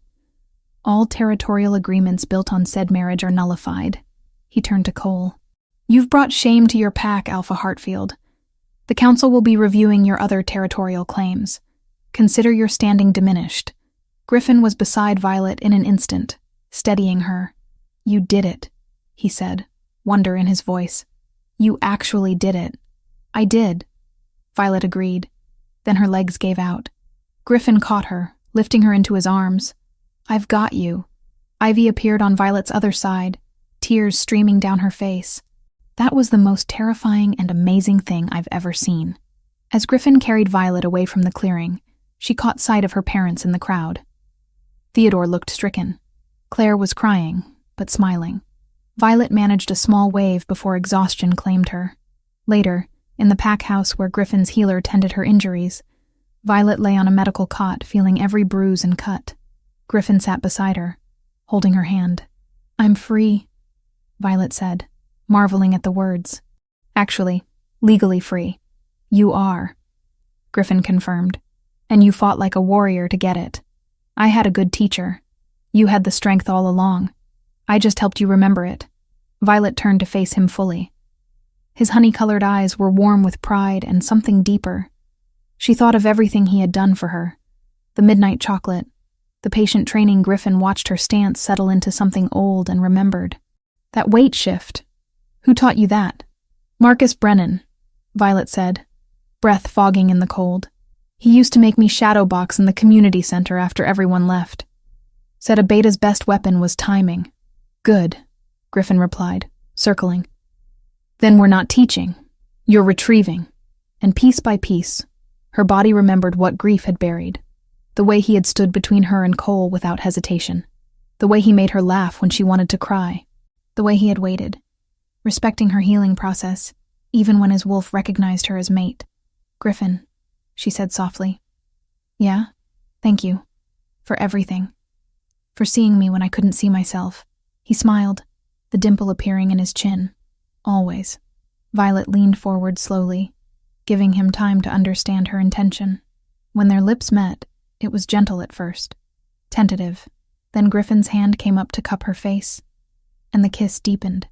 It tasted like freedom, like possibility, like home. When they finally pulled apart, Griffin rested his forehead against hers. Was that okay? More than okay, Violet assured him. It was perfect. Outside, the sun set over Riverbend territory, painting the sky in shades of gold and crimson. Violet was bruised, exhausted, and legally free for the first time in months, and she was exactly where she belonged. Chapter 7. Moon's Blessing. 1 month after the dissolution duel, Violet woke in Griffin's pack house to sunlight streaming through windows she had chosen the curtains for. The room smelled of cedar, and the faint trace of Griffin's scent from where he had sat beside her bed the night before, talking until she fell asleep. They had maintained careful boundaries even as their connection deepened. Griffin never pushed, never assumed. He waited for her to be ready. Violet stretched, feeling her muscles respond without the lingering pain that had plagued her for weeks after the fight with Cole. Her wolf stirred contentedly beneath her skin, no longer the fractured, frightened creature that had nearly consumed her humanity. Healing had come slowly, but it had come. She found Griffin in the pack house kitchen, attempting to cook breakfast while Nathan tried to save the bacon from burning. I'm an alpha, Griffin was saying, waving a spatula. I should be able to handle basic cooking. You're an alpha who once set water on fire. Nathan countered, rescuing the pan. Stick to what you're good at, like leadership, and not dying of food poisoning. Violet laughed from the doorway. Both men turned, and Griffin's face lit up in a way that made her heart flutter. "Morning," he said, abandoning the stove entirely to move toward her. "How'd you sleep?" "Better than I have in months." It was true. The nightmares had faded. The panic attacks had become rare. Violet had started a rehabilitation program at the pack house for shifters dealing with trauma, using her own experience to help others navigate the difficult path between breaking and healing. The work gave her purpose beyond her own recovery. "I have something to show you," Griffin said, after they'd eaten the breakfast Nathan had salvaged. "If you're up for a walk." They hiked to the eastern boundary where the reforestation project had transformed bare earth into a thriving young forest. Saplings stood tall now, their roots taking hold. The land that had been damaged was becoming whole again. "This is where it started," Griffin said, standing among the trees they had planted together. "You were so broken when you first came here. I watched you plant these trees with hands that shook, and I saw you get stronger with every hole you dug. You helped me see I could be more than what Cole and my father made me believe," Violet said softly. Griffin turned to face her fully. "Violet, I've waited because you needed time. I've respected your boundaries because you deserved the space to heal. But my wolf has known since that first night in my territory. You're my mate, my true mate. And if you're ready, if you want this, I want to make it official." Violet's breath caught. The claiming ritual was sacred, permanent, binding two souls under the moon goddess's witness. It wasn't something to enter lightly. "I want this," she said, the words coming easier than she expected. "I want you. Not because I need rescuing or because I'm afraid of being alone. Because you make me laugh when I want to cry. Because you see me. Really see me. Because when I'm with you, I feel like I've finally come home." Griffin's smile was radiant. "The full moon is in 3 days. We can do the ritual then, if you're certain." "I'm certain."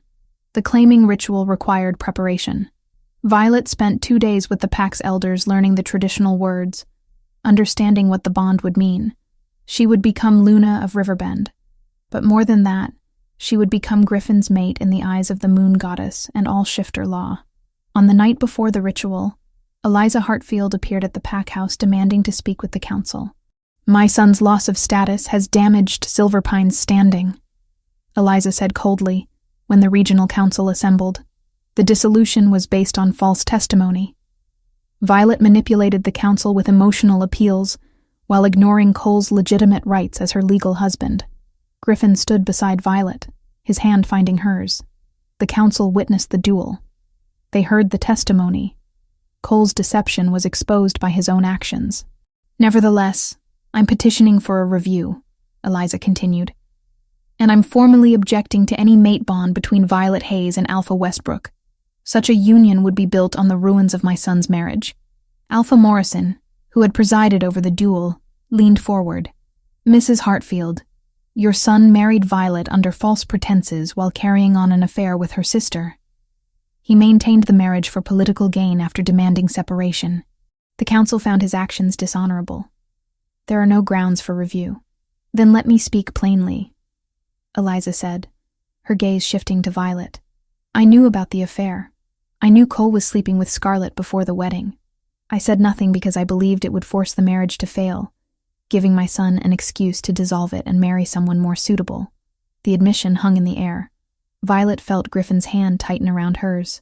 "You knew," Violet said quietly. "That's why you were so hostile from the beginning.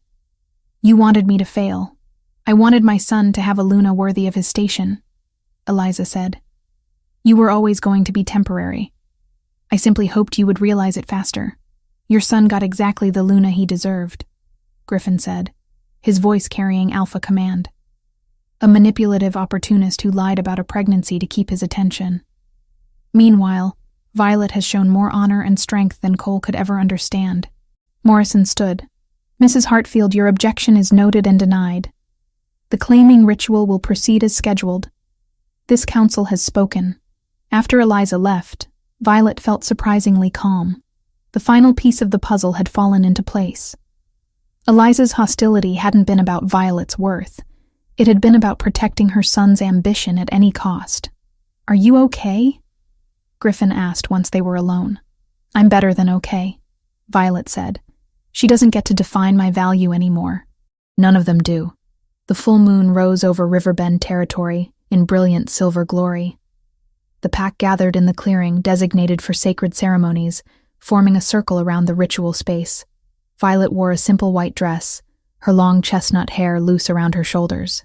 Griffin stood waiting, dressed in traditional ceremonial clothing, his honey-colored eyes reflecting the moonlight. The pack elder began the ceremony with words older than memory. "We gather under the moon goddess's light to witness the bonding of two souls. Griffin Westbrook, Alpha of Riverbend, and Violet Hayes. Do you come freely to this claiming?" "We do," they said in unison. "Then speak your truth." Griffin took Violet's hands. "I claim you as my mate, my Luna, my equal in all things. I vow to protect you, to honor you, to stand beside you in joy and in struggle. My wolf recognizes yours. My soul calls to yours. Before the moon goddess and this pack, I bind myself to you willingly."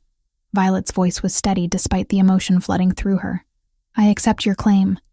I claim you as my mate, my alpha, my partner in all things. I vow to stand with you, to support you, to build a life beside you. My wolf recognizes yours. My soul calls to yours. Before the moon goddess and this pack, I bind myself to you willingly." The moment the words were spoken, Violet felt it, the mate bond snapping into place like a golden thread connecting her heart to Griffin's. It was nothing like the hollow farce with Cole. This was real, powerful, sacred. She could feel Griffin's emotions as clearly as her own. His love, his joy, his absolute certainty that she was his. The elder smiled. "Then by the moon goddess's blessing, I pronounce you mated. What the goddess has joined, let no one tear asunder." Griffin pulled Violet into his arms, and when they kissed, the pack erupted in celebration. The bond between them pulsed with shared happiness, and Violet felt her wolf rise to meet Griffin's in perfect harmony. Later, in Griffin's private quarters, they lay together beneath the moonlight streaming through the windows. The claiming was complete, the bond forged. Violet traced patterns on Griffin's chest, marveling at the certainty she felt. "I never thought I could feel this safe with someone," she admitted. "This scene, you never have to hide with me," Griffin promised. "Not ever." The next morning brought an unexpected visitor. Theodore Hayes stood at the pack house door, looking older and more uncertain than Violet had ever seen him. "May I speak with you?" he asked when Violet answered. They sat in the garden, the early morning air crisp and clean. Theodore struggled to find words, his hands clenching and unclenching. "I've spent the last month thinking about what I said to you," he began finally. "About Catherine. About how I let a ghost steal my relationship with my living daughter. And I realized I've been a coward. Dad, please let me finish." Theodore's voice cracked. "You deserved a father who saw your value, who celebrated your strengths, who protected you instead of using you. I gave you none of that. I sacrificed you to fix my own regrets, and I almost destroyed you in the process." Violet felt tears burning behind her eyes. "Why are you telling me this now?" "Because I watched you fight Cole in that clearing, and I saw the woman you've become despite my failures.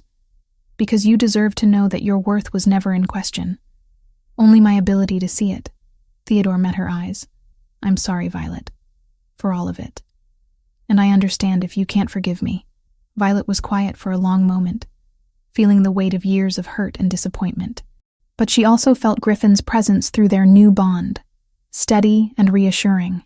She had built a life beyond her father's approval. His recognition of his failures didn't erase the damage, but it was a start. "I'm not ready to forgive you," Violet said honestly. "Not completely, but I'm willing to try rebuilding something. On my terms, with clear boundaries. I'll take that," Theodore said, relief flooding his expression. "Whatever you're willing to give, I'll take it." Griffin appeared in the garden doorway, and Violet felt his question through their bond. She nodded, and he came to sit beside her, his hand resting supportively on her shoulder. "This is my mate, Griffin Westbrook," Violet said, and the pride in her voice was unmistakable. "And this is my pack now. If you want to be part of my life, you'll need to respect that. Theodore extended his hand to Griffin. Thank you for seeing what I was too blind to recognize. For giving my daughter the support she deserved. Violet saved herself, Griffin said firmly. I just gave her space to do it. As her father left, Violet leaned into Griffin's embrace, feeling the bond between them warm and constant. She had lost so much over the past months, a marriage, her faith in her family, her sense of safety. But she had gained something infinitely more valuable. She had found herself. She had found her strength.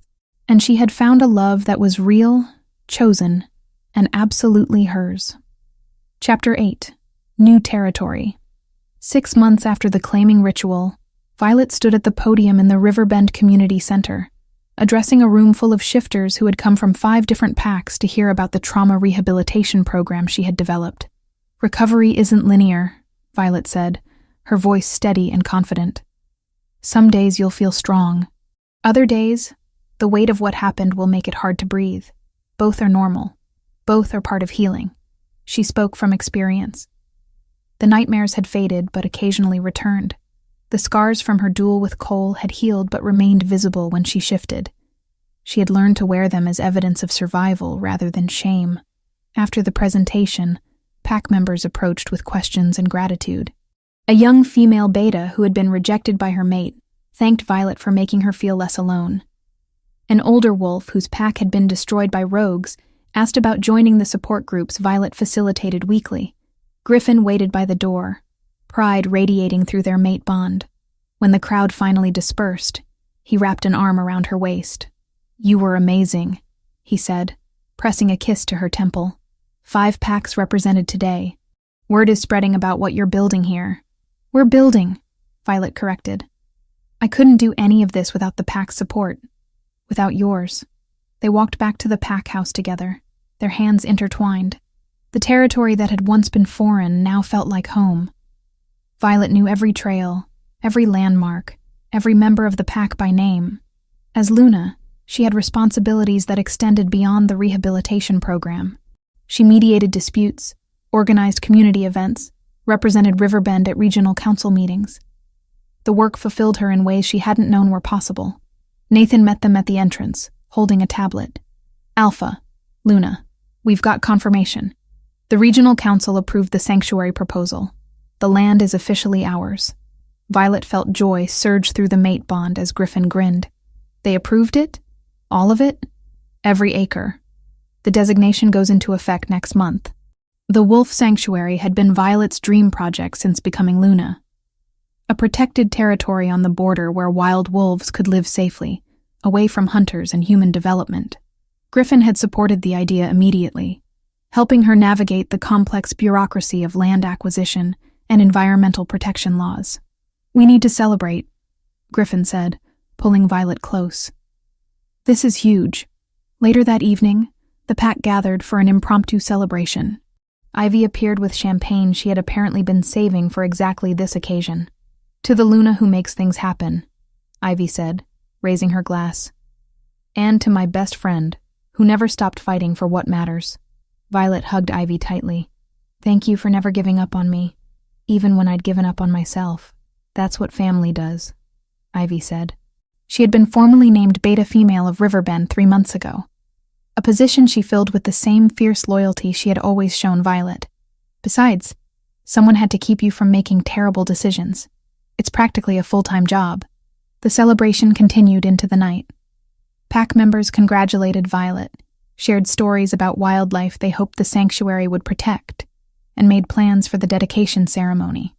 Griffin stood beside her throughout, his hand never straying far from hers, his presence a constant source of strength.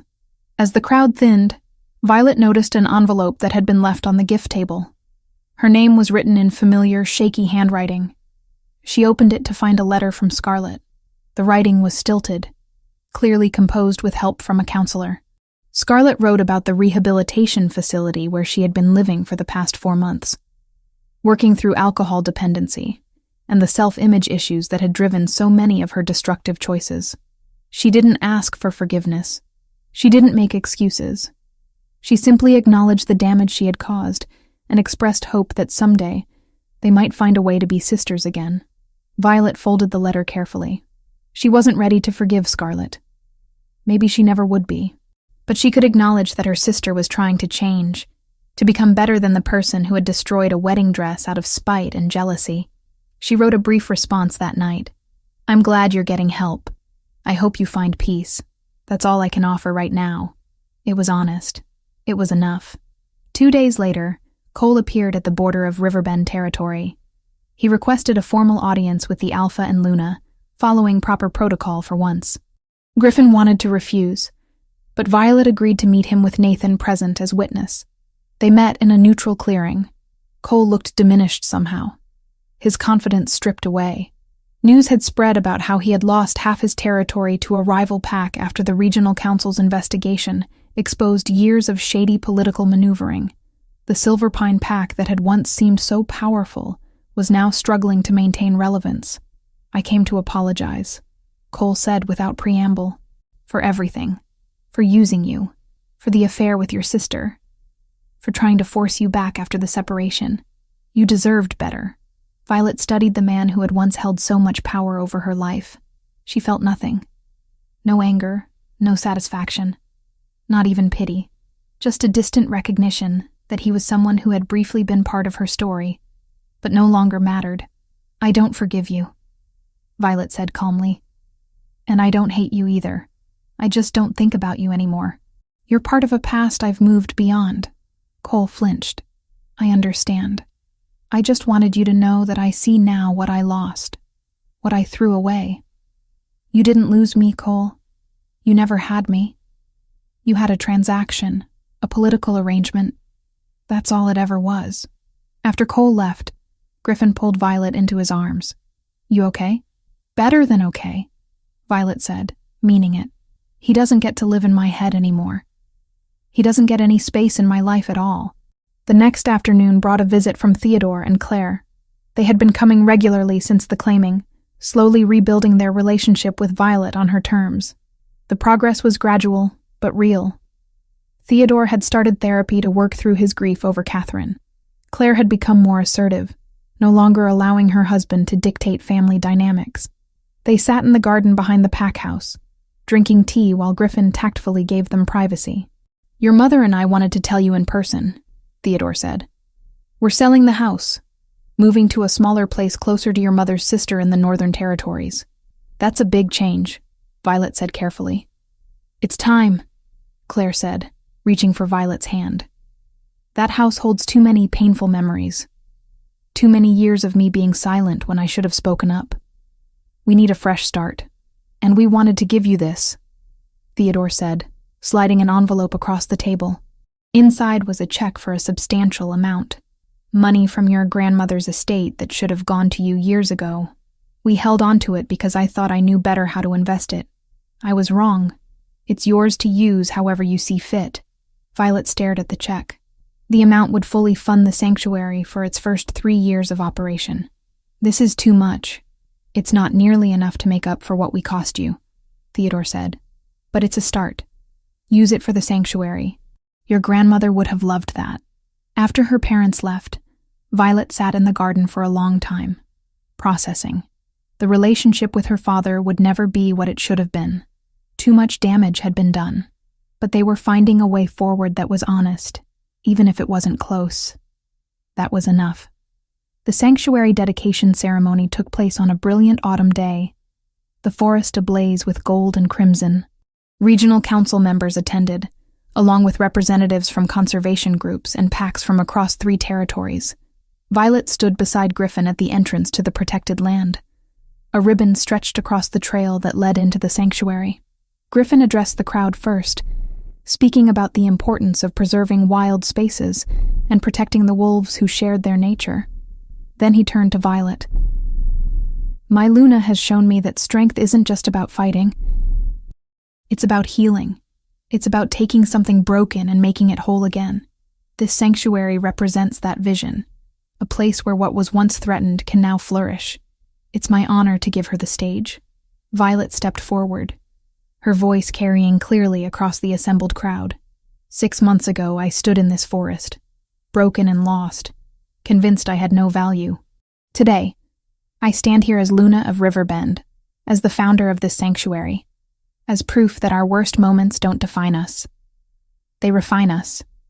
They show us what we're capable of surviving and what we're capable of building from the ruins. She took the scissors from Nathan and cut the ribbon. The Hayes Westbrook Wildlife Sanctuary is officially open. Applause erupted. Griffin pulled her into a kiss that made the crowd cheer louder.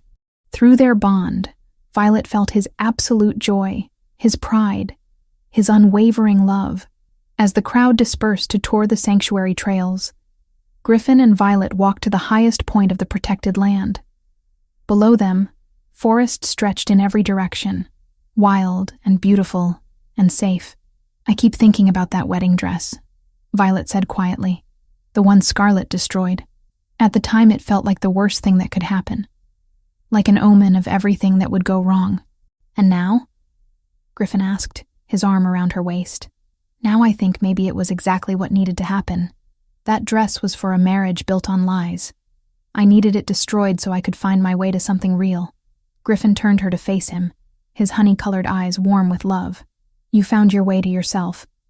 I just had the good fortune to be in your path when you did. Best trespassing incident of my life," Violet said, making him laugh. They stood together, watching the sun paint the sky in shades of gold and rose. Below, wolves moved through the sanctuary, already claiming it as their home. Ivy was giving a tour to visiting council members. Nathan was coordinating with rangers about patrol schedules.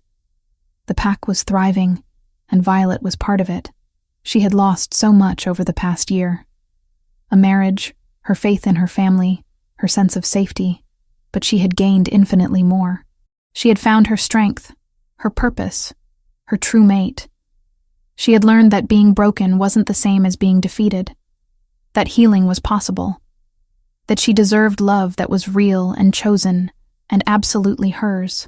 Griffin's hand found hers, their fingers intertwining as naturally as breathing. Through their bond, she felt his contentment, his certainty that they were exactly where they belonged.